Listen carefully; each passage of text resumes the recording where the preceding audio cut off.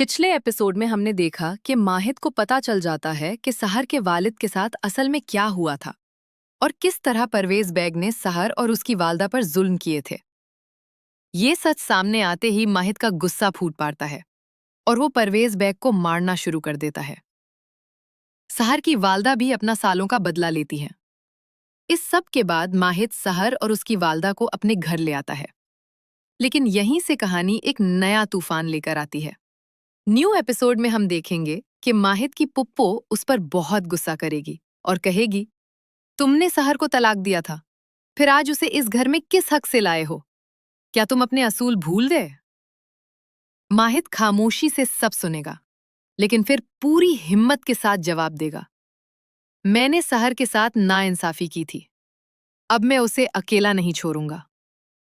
दूसरी तरफ चाचा वसीम, मियाँ और उनकी बीवी फातिमा भी इस बात से खुश नहीं होंगे। वसीम मियाँ को डर होगा कि अगर सच सबके सामने आ गया तो उनकी इज्जत खतरे में पड़ सकती है।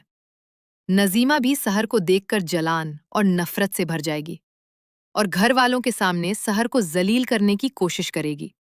लेकिन इस बार माहिद चुप रहने वाला नहीं होगा।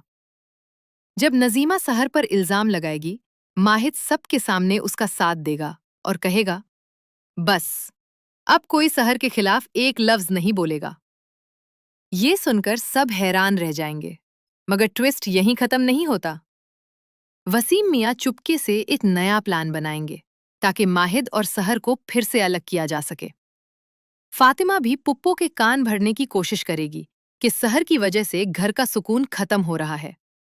दूसरी तरफ माहिद सहर के दिल का दर्द समझने की कोशिश करेगा, लेकिन साहिर इतनी जल्दी उस पर भरोसा नहीं करेगी।